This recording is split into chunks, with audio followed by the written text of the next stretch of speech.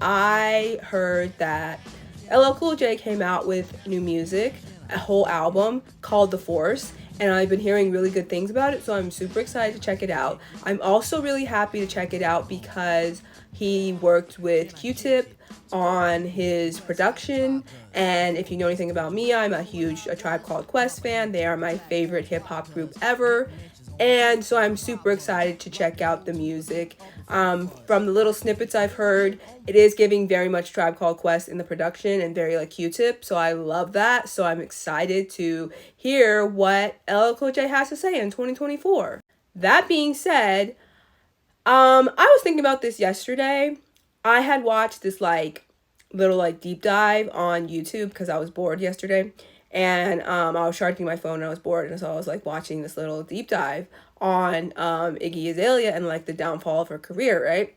And one of the moments that like I kind of forgot about, but like was like remembered or reminded about was basically that time that Iggy Azalea thought she was hot shit and thought she was too big for her britches, and because every time that she would get into some kind of altercation with somebody, whether it was, you know, music fans or black, you know, hip hop artists or whatever, most notably, you know, Azalea Banks, who has beef with everybody, but actually had valid concerns when it came to her, Iggy Azalea, at this time. So Azalea Banks had basically called out Iggy Azalea because at the time, you know, she was this huge like pop star, right? She was this pop rapper. She was big. She was everywhere. And pretty much Azalea Banks was mad about it because she was like, one, you're a culture vulture who's taking this culture and using it to make pop music, and you know, you're not giving back to the community. You're using this black scent from the South, from Atlanta, and you are not involved in black activism when it comes to Black Lives Matter. And so I got issue with you, girl. And she went on Hot 97 and all these interviews and talked about it and everything. And, you know, Iggy Azalea didn't really answer her. So Tip, you know, T.I., he, who was managing her and all that stuff at the time, decided to come to her defense, like, you know, the coon that this man is. And basically, she never had to fight her own battles because T.I. was always there. Like, even this time, this one's kind of funny though. Even this time when like Snoop Dogg was having beef with Iggy Azalea, but this was mostly just like some Snoop stuff because like Snoop just likes to clown people, and so they just had like a war of words type of thing over Instagram, which was kind of funny actually. I'm not gonna lie. When the time that Snoop called Iggy Azalea the third white chicks was so funny. That was really funny. Not gonna lie, but they were going back and forth and blah blah blah.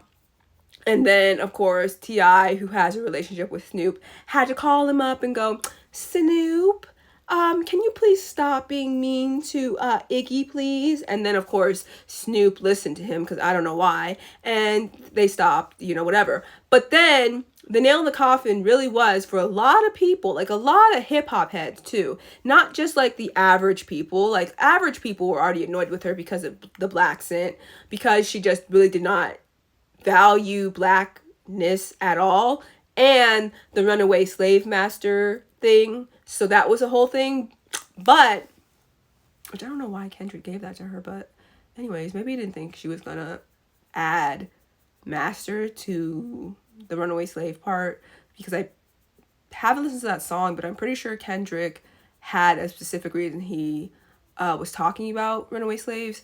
So for her to add master after that was really stupid. But anyways, point is that she eventually got too big for her britches, and Q-Tip was seeing all of this. And Q-Tip does not really get on the internet like that, so this was interesting. So he decided to go on a full-on Twitter education spree where he basically, in several tweets, gave her a history lesson on hip-hop, which I absolutely love, because it wasn't just her that needed that very much needed history lesson on hip hop. It was majority of hip hop fans who at that point were very white, who didn't know very much about the culture at all. So they also needed that lesson. But Q-Tip went on a rant. He went on a rant of education, and it was beautiful.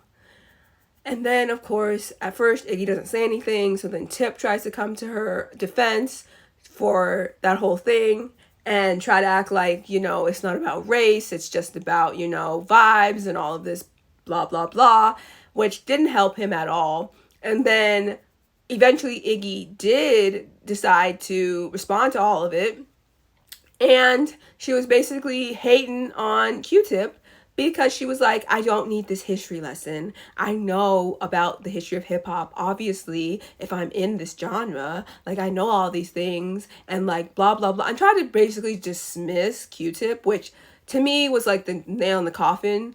I was already starting to like hate her, but like I didn't really know that much about her. So like at the end of the day, like I sort of liked Fancy at that time, but only from the pop perspective, nothing really serious. I was never really a fan of this woman. But once, you know, she really started coming at Q-Tip, I was like, oh nah, no, you little culture vulture. What we are not going to do is disrespect Q-Tip, the abstract, a legend, okay? He is trying to educate you on an art form that is very, very Black because it was created by Black and Latinos, and it is a very important art form to Black people, specifically Black Americans. And for you to try to downplay it and dismiss it as just this thing that you can play around with and make this pop music with and do whatever and disrespect Black women with, isn't okay and isn't cool and will never be. And so when he came for her, I was like, yes. And then when she came back and was just really ignorant, I was like, no, I can never, ever be a fan. Like, I was never a fan in the first place, but I can't listen to you ever again. And I haven't.